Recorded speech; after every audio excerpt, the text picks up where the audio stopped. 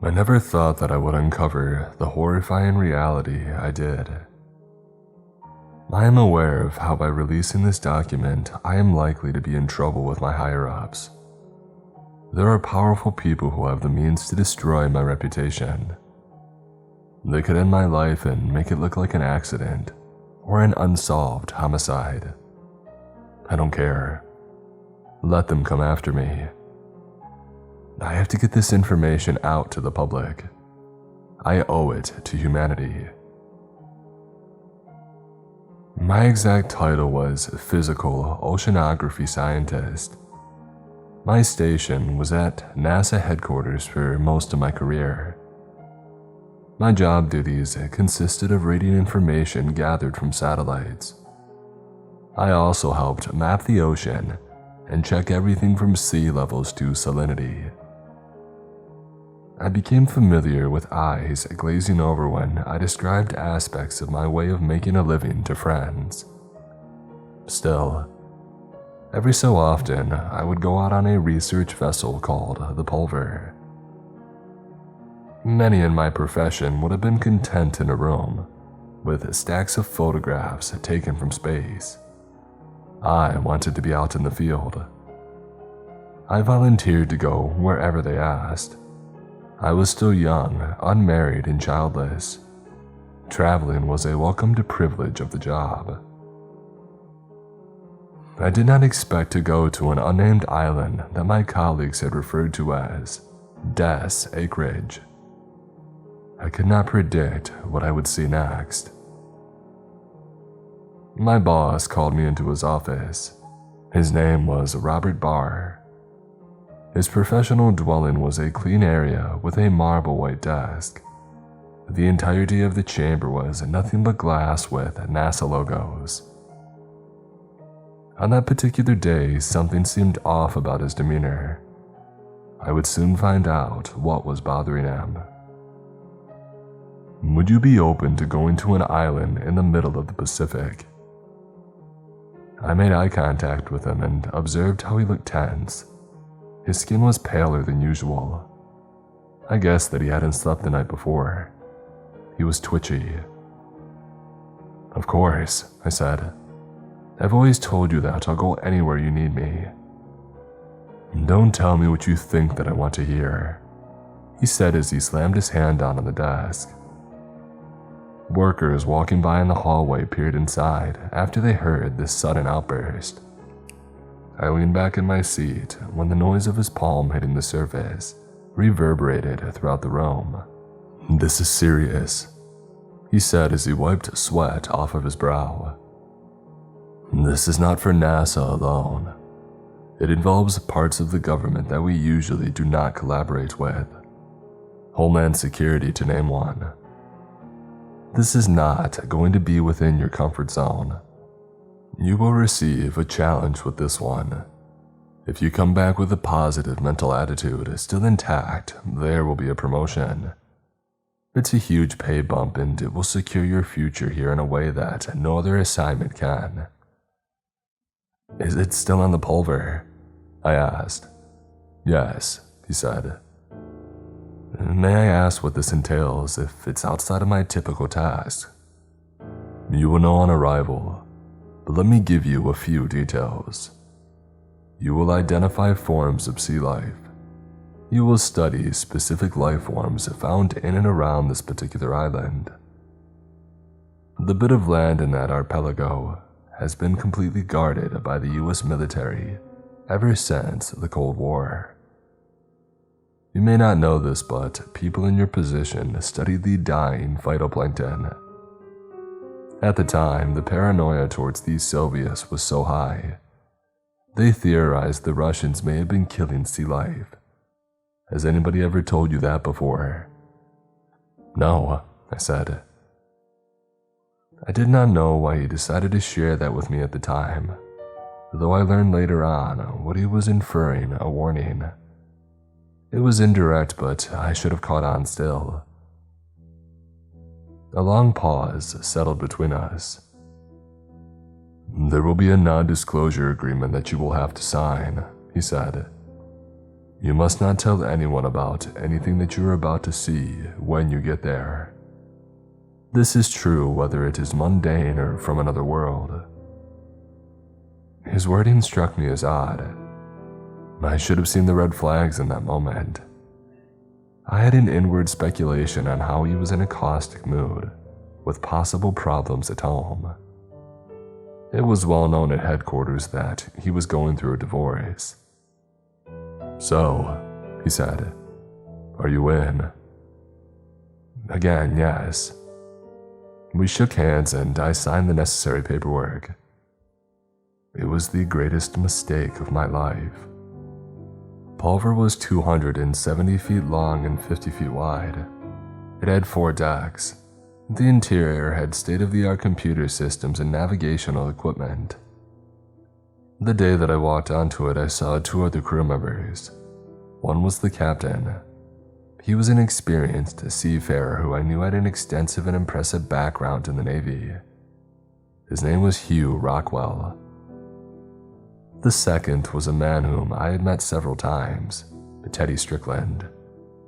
He smiled and tried to give me a friendly pat on the arm, but I did not reciprocate the warmth.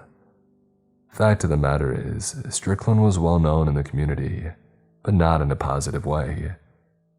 He is a pseudoscientist. He believed in New Age concepts. This guaranteed him spotlight on the History Channel.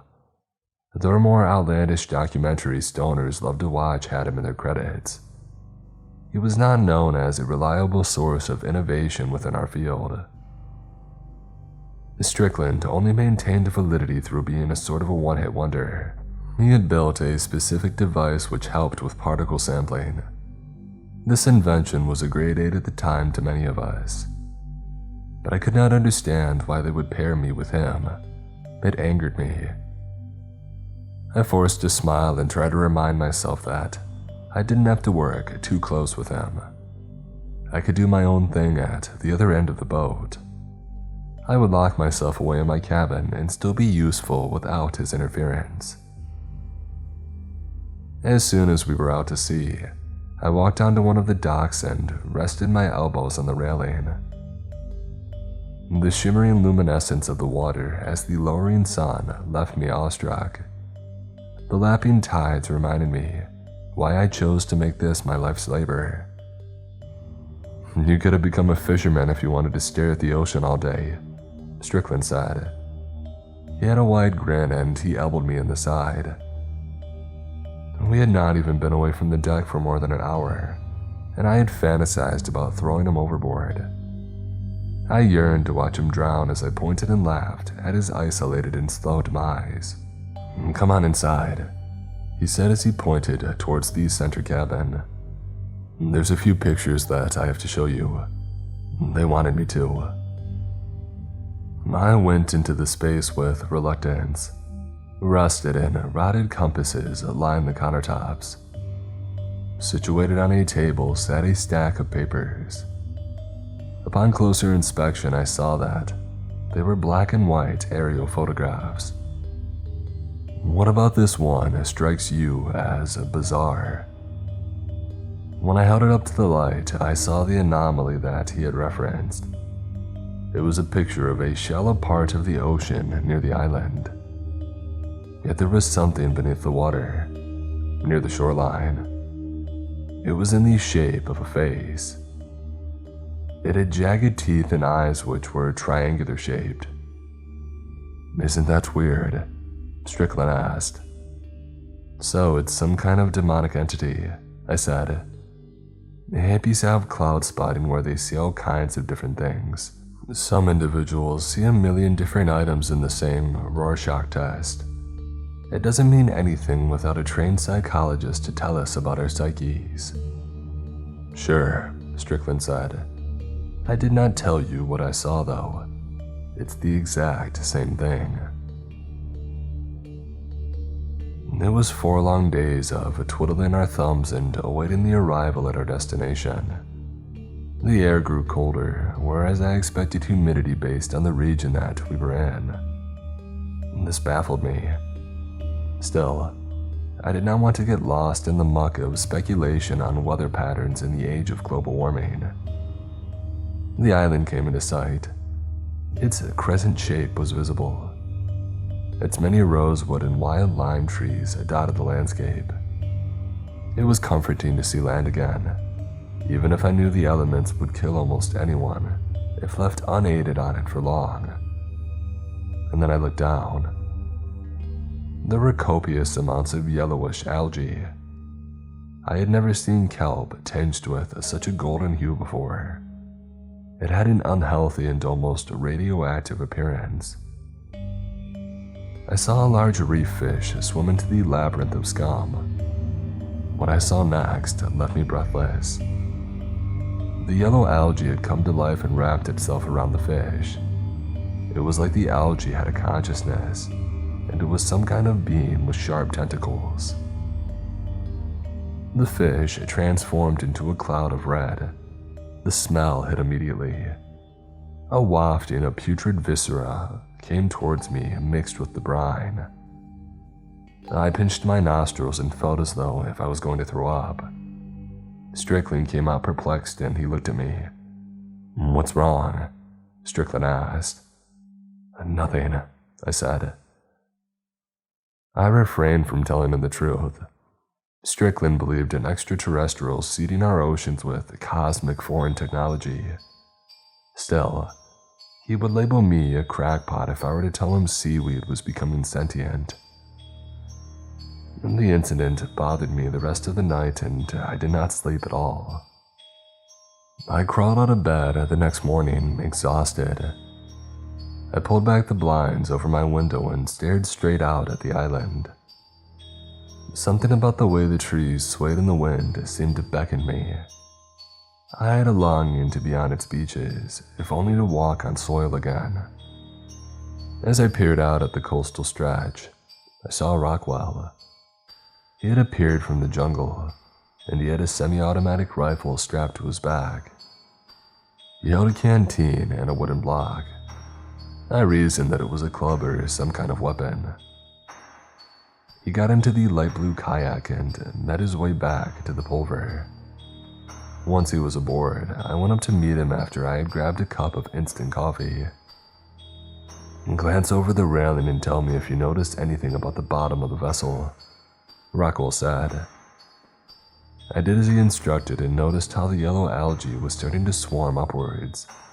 It was as though it was trying to cover our home on the ocean in its web-like texture. It seemed to only do so when we were asleep or preoccupied. "I'll have Strickland take a piece of it and see what we can find out about how it spreads," I said. "Well, you should wake him up now then." "So, we're allowed to go out there?" I asked as I pointed to the sandy and verdant scenery. "Bar told me to let you know that it's ill-advised," he said. "They trust me to go out there because they know how to handle myself. Somebody who's looking through a microscope all day may not. No offense. Hey, I need you to analyze something that I've collected." He set the chunk of wood down. I observed that there was lettering carved into it, but it was not done in a sloppy way. It was woodwork created by an artist's hand. The back had ornate and elaborate symbolic designs. They were almost tribal but far from familiar. The single word on the front was in English or Spanish. I had never read it before. Still, it echoed something in the lexicon that I may have stumbled upon decades before. In all capital letters it read, Carcosa. Outlining the top and bottom of the word were purple and blue crystals stuck in the wood. They shimmered in the light of the rising sun. And that was when we heard the scream. It was a shriek and I had recognized it as Strickland's voice. We rushed downstairs. Rockwell kicked down the door after we had found it locked. What I saw next will live on in my memories forever. He was in his death throes. Strickland was still on his bed. He was on his back. Yellow tendrils of the algae had wrapped around him like rope. Despite the visceral terror that I felt, My constant use of deductive logic made me analyze the scene.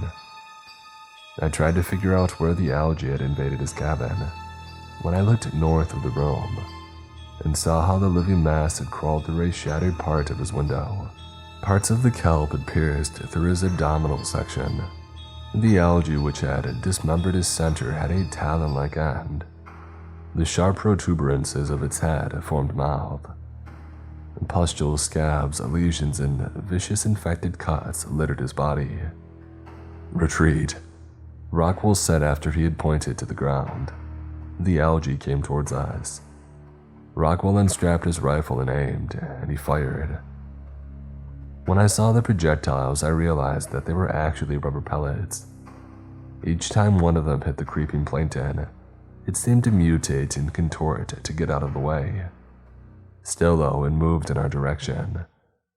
I kept backing up. When my shoulder hit the wall, I noticed a large, slithering chunk of the algae above my head. "To the kayak," Rockwell said to me as he shoved me down the corridor and back onto the main deck. He whipped around and continued firing as he took steps in reverse. He screamed the entire time. He stopped his war cry only when he had reloaded. Once we were in the canoe, he handed me the paddle and told me to get us inland like our life had depended on it. I did, and we managed to reach the shoreline within a matter of minutes. Rockwell had an emergency phone which he used to call headquarters. It was 3 hours before an emergency helicopter came and picked us up. I watched as the pulver sank into the depths. Once I got back home, I took a long shower and popped a few sleeping pills.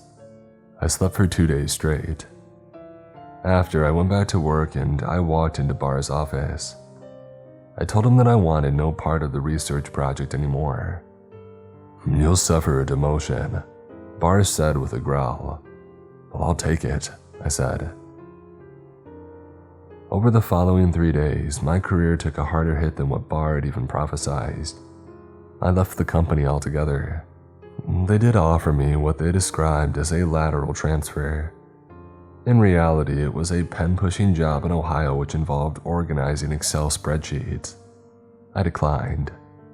To this day, I have no idea what actually murdered Strickland. I don't know what that thing was or how to classify it. My mind had made several educated guesses. I have thought about everything from a bioweapon to a new strain of bacteria. It could have been a phenomena deep beneath the aquatic firmaments. I hope that it never travels beyond death's acreage.